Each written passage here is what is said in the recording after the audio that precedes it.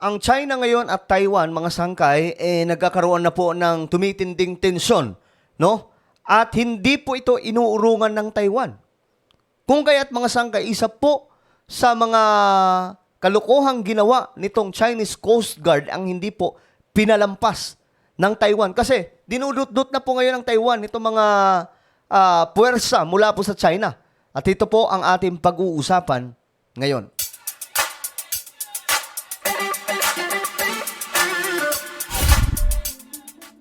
Okay guys, magandang oras po sa inyong lahat. Pag-usapan po natin itong nangyayari sa Taiwan ngayon dahil nga po tumitindi na po ang gulo ng dalawang bansang ito. Anyway, before we start guys, pakisubscribe po muna yung ating YouTube channel. Ayan po, sa baba ng video na to, mga sangkay, makikita nyo po yung subscribe button. Pindutin nyo lamang po yan, tapos i-click nyo yung bell at i-click nyo po yung all. At sa mga nanonood po sa Facebook, ito, papagawa ko po ako sa inyo. Okay? So habang kayo ay nanonood, ang gawin nyo, i-follow nyo po ang ating Facebook page. At kung tapos nyo na ma-follow, ito na, gawin nyo. Habang kayo ay nanonood sa Facebook, may makikita po kayong tatlong tuldok bandang itaas. Okay? Bandang itaas may tatlong tuldok, pindutin nyo po yan. Pag napindot nyo na yung tatlong tuldok, may lalabas po dyan na show more. Then pindutin nyo po yung show more. Okay? Yan po ay sample video lamang. I hope na nasusundan nyo ako. Pag napindot nyo na yung show more, yun lang mga sangkay. Ganun lang kasimple. Okay, ito na. Dito na po tayo sa problema ng China at Taiwan. Nang yun ay mukhang nagiging mas malala. Ayon po dito sa balita. Gaya po nito, China's Coast Guard intercepts Taiwanese tourist vessel. Nagkakabalian ng mga sangkay. Tapos ito naman bagong balita. Ngayon lang, Chinese Coast Guard boat driven away by Taiwan as tension. Habang tumataas daw po ang tensyon. So, pinalayas nitong Taiwan. On Tuesday, Taiwan drove away a Chinese Coast Guard boat that entered waters near its sensitive frontline islands. The incident Ayan, mga sangkay. Pinalayas po ng Taiwan. marked a rise in tensions a day after China's Coast Guard boarded a Taiwanese tourist boat that a Taiwan minister said had triggered panic. Here's all you need to know about this incident now. Okay, tignan po natin. Kasi, nagiging usap-usapan ito ngayon. Okay, may naganap kasi. Bago itong pangyayari mga sangkay, meron pong naganap na parang isa pong Chinese na nalunod dyan po sa may karagatan ng Taiwan. Now, a Chinese Coast Guard boat numbered 8029 entered Taiwan's waters near Kinmen on Liit lang ng Taiwan, no? Tingnan nyo to. Tuesday morning. Kinmen is administered by Taipei but located just 5 kilometers from the mainland city of Xiamen. Sobrang lapit lang yan. Nakikita nyo to? Ito yung nasa baba. Mga sangkay Pilipinas po yan. Sobrang lapit lang yan sa atin. Kaya nga kapag nagkaroon ng digmaan, kalit-liit lang po niyan pero pumapalag po yan sa China. O, diba? Ganun po katindi itong Taiwan. Taiwan's Coast Guard said it dispatched a boat and used radio and broadcast to drive away its Chinese counterpart which left the Ayan o. Taiwan Coast Guard dispatches boat, uses radio and broadcast. area an hour later. Last week, 2 Chinese crew members died after a boat capsized near Kinmen. Ayun, ito nga. Ito yung umpisa mga sangkay ha. Dalawang Chinese crew members. Ito yung sinasabi ko sa inyo. Na kung kaya tumindi ang kaguluhan dyan, dahil nga po sa dalawang Chinese na ito. Kaya ngayon mga sangkay, itong maraming mga itong napakaraming mga Chinese Coast Guard, kasama na siguro yung mga warships nitong China, ay umaaligid-aligid na po sa Taiwan. Tumindi po talaga yung tensyon. Ang problema nito, ang Taiwan kasi, ayaw po nila patalo. Nagre-response po sila na mas matindi. Hindi po sila nagpapadaig sa China. So at any moment, kapag konting maling, galaw lang to, konting maling galaw, both side, China and Taiwan, pag may nag-umpisa dyan na gumawa ng, alam nyo na mga sangkay, pupunta ito sa digmaan. Taiwan's premier stated that both sides had been aware of restricted and off-limits sea areas since 1992. Janjan said, and I quote, "We hope that both sides can be rational, equitable and cooperate with each other." He added, "We will continue to protect these sea areas to ensure safety in our territorial waters." Ayan na nga. Proteksyonan po talaga ng Taiwan. Taiwan's defense minister said that the military would not get involved, leaving it to the Coast Guard to monitor waters around Kinmen. He said, and we quote again, "We want to avoid war," the minister added. "If we intervene, it will escalate the conflict, which we do not want to see after last week's fatal incident." Ayan, no?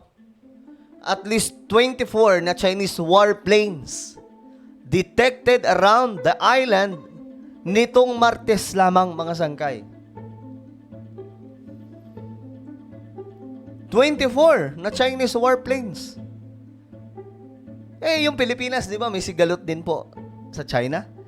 Tingnan niyo to, ha, imagine niyo kung mangyayari yan sa Pilipinas, sabihin na po natin ng 20 na mga warplanes ang aaligid-aligid sa ating bansa.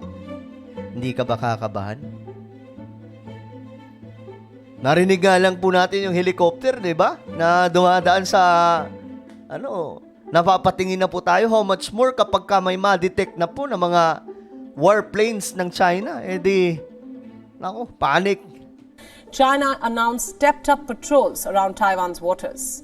On Monday, members of the Chinese Coast Guard briefly boarded a Taiwanese cruise ship to check the captain and passengers' details.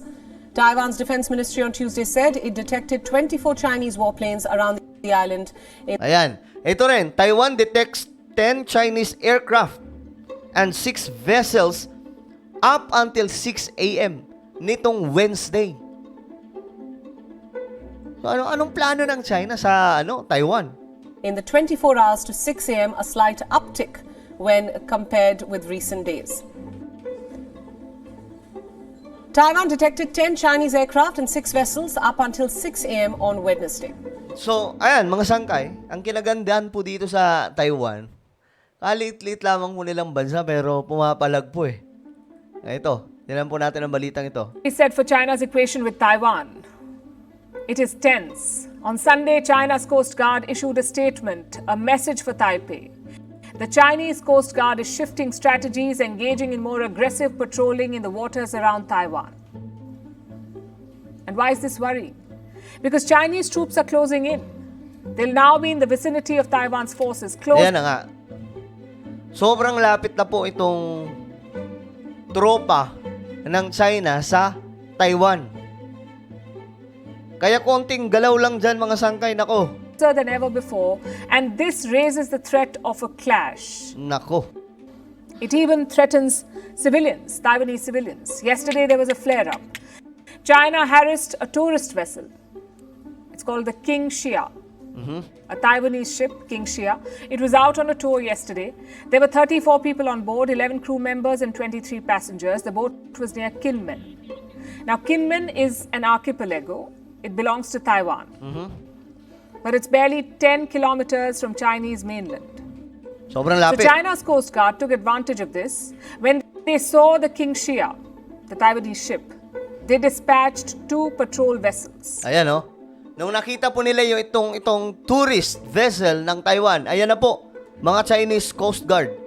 Bigla pong ganito ang eksena. These Chinese vessels intercepted the King Xia. 6 Chinese Coast Guard officers ended up boarding the ship. They spent 30 minutes there on board a Taiwanese tourist ship. Doing what? Harassing the passengers and crew. The Chinese Coast Guard asked the ship's crew for their documents. They had no right to do this because this was a Taiwanese ship operating in Taiwanese waters. Ayun nga, mga sangkay. Loko din talaga itong China eh. Pinasok po nila itong lugar na kung saan sakop po ng Taiwan. Though malapit na po ito sa China, pero sakop pa rin po yan ng Taiwan.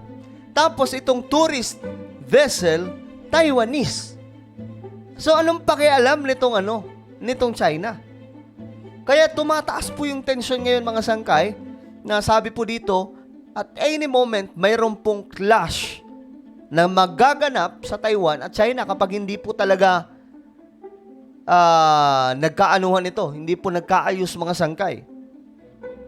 Nagkakaroon na po ng tensyon eh. So why did China do what it did? To intimidate the passengers and by extension, Taiwan. In fact, leaders in Taipei have the same assessment.